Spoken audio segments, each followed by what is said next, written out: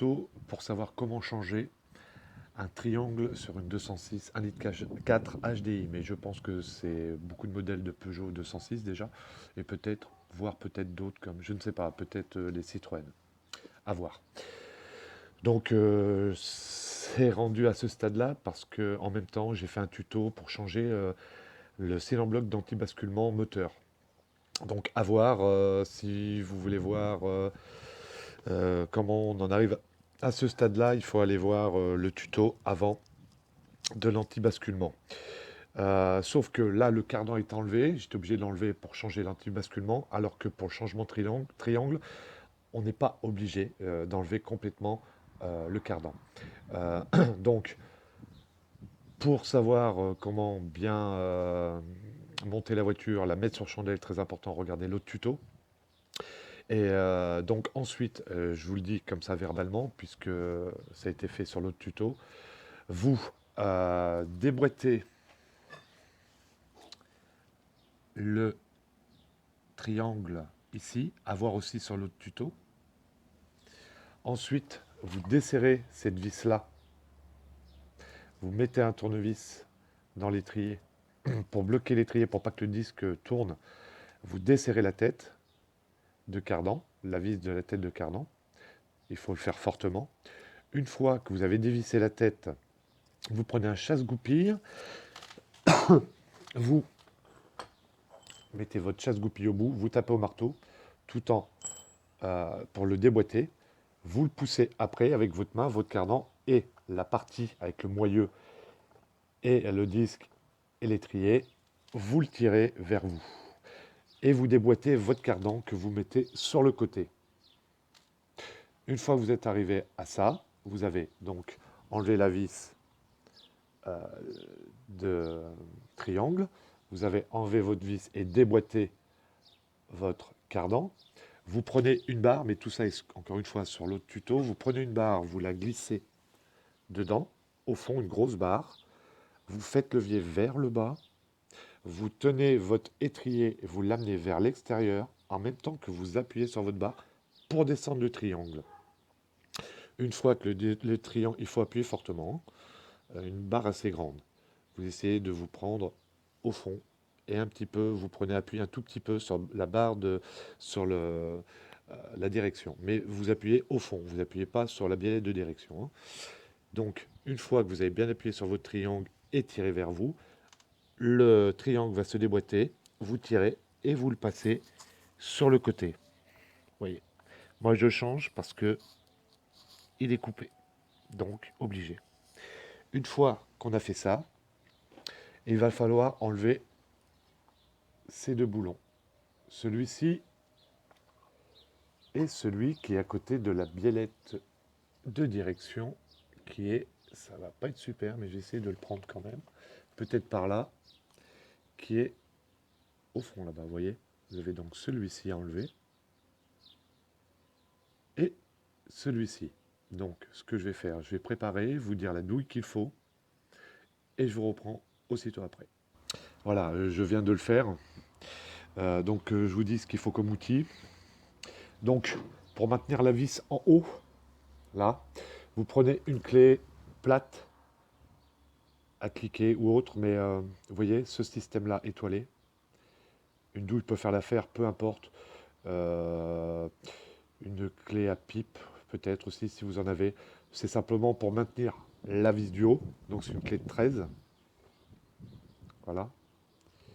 Hop. Et en dessous, c'est une vis de 21. C'est une vis de 21. Donc, douille, clé à pipe, ou clé à œil, ou clé plate, peu importe. Mais bon, je vous conseille un cliquet quand même. On a plus de force. Et donc, vous maintenez la vis de 13 en haut et vous desserrez vos boulons, tout simplement. Voilà. Donc, vous desserrez vos boulons, vous les enlevez et vous sortez les tiges filetées. Hein. Donc, je vais finir d'enlever ça, sortir les boulons. Mais je ne sais plus, j'ai fait déjà sur l'autre. Je ne sais plus si ça s'en va complètement au fond, si ça sort, mais ça doit sortir. De toute façon, il n'y a pas le choix. Donc, Vous sortez ces deux boulons. Et après, eh bien, il faut. Le but du jeu, c'est d'enlever ce triangle. Alors, il faut le sortir comme ça de mémoire. Il faut pousser vraiment au maximum et bidouiller un peu dans tous les sens. Les deux vis sont enlevées. Maintenant, il faut essayer de bouger un petit peu le triangle dans tous les sens. Je vais vous le faire avec le téléphone. C'est pas évident. Et je prends ça. Voilà. Il vient assez facilement. Désolé, ça bouge dans tous les sens, mais j'essaie de le faire en même temps. Donc vous avez compris le principe, hein. Parce que là, après, je crois que là, par ici, ça force assez. Donc vous le bougez un peu dans tous les sens et vous le tirez et vous l'enlevez. A tout de suite. Voilà, le triangle est sorti. Donc cette dernière partie ici, n'hésitez pas à le bouger un peu dans tous les sens. Essayez de trouver l'angle à peu près pour le sortir. Il faut forcer pour sortir, hein. Donc n'ayez pas peur, ne ferez pas de bêtises. Moi, ce que j'ai fait, j'ai enlevé cette vis-là, là, qui tient le protège. Là, cette petite vis de 10. Comme ça peut bouger. Ça évite de casser le plastique. Voilà, j'ai fait ça. Et donc, bah, on va voir ça après pour remmancher le nouveau, mais de mémoire sur l'autre que j'ai, l'autre 206. J'ai un peu galéré pour le remettre, mais bon, peut-être qu'avec ces voitures, tout va bien pour le moment. Donc, elle est hyper plaisante à travailler dessus. Donc, vous faire voir, là, la bague a sauté carrément, vous voyez, hein. C'est carrément parti. Et là, quand on le prend, j'essaie de le mettre de manière à ce que vous le voyez. On voit bien que le soufflet est carrément ouvert. Carrément ouvert. Donc ça au contrôle, si au contrôle il le voit, ça passera pas. Et en plus, il est vachement... il bouge dans tous les sens, beaucoup trop souple, et il y a même du jeu en hauteur. Il a du jeu partout. Donc de toute façon, il vaut mieux changer, ça vaut pas très cher. J'essaierai de vous mettre un lien en description en dessous, mais tout en sachant que mon modèle ne sera peut-être pas forcément le même que le vôtre. Malgré que sur 206, que ça soit un litre 4 HDI ou un litre 4 essence, un litre 1, à mon avis, c'est les mêmes. Ils ne s'embêtent pas à en faire 36 sortes différentes, hein. Mais bon, vous verrez par vous-même. Moi, je vous mettrai un lien en bas en description. Il faudra que j'y pense. Et vous pourrez comparer. De toute façon, moi, je me sers un petit peu partout. Il n'y a qu'à rouler au Scaro. Autodoc, pas mal sur Autodoc en ce moment. Ça dépend des périodes. Et avec votre plaque d'immatriculation, généralement, c'est bon. Mais généralement, hein, regardez bien quand même, hein. Je sais que c'est pas évident, des fois on peut pas se permettre d'arrêter la voiture 2, 3 jours ou une semaine, hein, parce qu'on a que cette voiture-là. À ce moment-là, avant de démonter, essayez de prendre, enfin je sais pas, les cotes, ou alors le mieux, ce que je fais généralement, c'est je compare avec plusieurs fournisseurs, avec Rouleo, Scaro et Autodoc par exemple, mais il y en a d'autres, hein. Euh, je compare par rapport à ma plaque d'immatriculation ou par rapport à la carte grise, si les trois donnent les mêmes dimensions. Bien sûr, des fois, ça joue à un millimètre ou un demi-millimètre. Mais c'est comme ça, quand je suis pas sûr, que je fais. Je compare avec trois fournisseurs différents. Et si les trois tombent pareil, généralement, voilà. Après, il faut regarder par rapport au numéro de série et aussi par rapport à l'année. Il faut faire gaffe à l'année. Des fois, début ou fin d'année, ça peut peut-être jouer. Mais déjà, généralement, quand les trois disent pareil, deux ou trois, généralement, vous pouvez y aller. Enfin, en tout cas, moi, c'est ce que je fais habituellement. Donc voilà. Donc le souci, moi, c'est que j'ai pas la pièce. Et ça sera une voiture qui sera pour ma fille que je finis de refaire. Donc dès que j'ai la nouvelle pièce, eh bien, je reprends la vidéo. À tout de suite pour vous et à plus tard pour moi.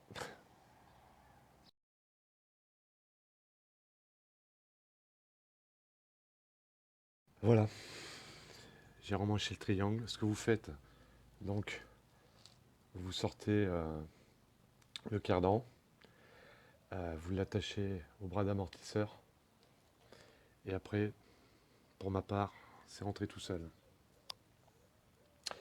Maintenant, ce que je vais faire, je vais mettre les deux vis. Et après, je vais prendre la barre pour essayer de remmancher le triangle à son emplacement. Allez, à tout de suite. Voilà. La barre est remmanchée, le triangle je veux dire. Donc moi j'ai eu quelques difficultés pour arriver à mettre les vis. Une se mettait et l'autre non. J'ai fait le contraire, c'était pareil, parce que le triangle, bah c'est pas du triangle de marque, hein, c'est du Ridex, hein. J'ai pris sur Autodoc, je vous mettrai la référence ou la photo à la fin. Donc j'ai réussi à l'emmancher, j'en ai mis un, et l'autre, celui de devant, j'ai passé une barre par le dessus. La vis que vous voyez, allez-vous, je vais vous la montrer derrière là. Donc j'ai passé une barre par le dessus de la voiture, et j'ai appuyé dessus. Et il est où? Et dessous, enfin par-dessus là, j'ai mis une barre, j'ai mis les deux barres noires là, et j'ai tapé pour bien l'emmancher. Ça a été, ça n'a pas abîmé le filetage. Ensuite, pour l'emmancher de devant, j'ai demandé l'aide de ma chérie. Parce que tout seul, c'est vraiment pas évident. En tout cas pour moi, hein. Il y en a qui arrivent tout seul, mais moi, la dernière fois que j'y étais arrivé, là non, je sais pas. Je pense que le triangle, il vaut ça vaut ce que ça vaut. Donc pendant qu'elle appuyait bien sur la barre, moi je l'ai remmanché. Donc mettez bien le petit pare-chaleur, comme ça, hein. Et devant, vous aurez un petit taquet que je vous montrerai tout à l'heure à relever. Donc maintenant, j'ai serré mes deux vis, côté moteur. Maintenant, je vais mettre ces vis là. Donc faites attention, ça doit rentrer sans forcer.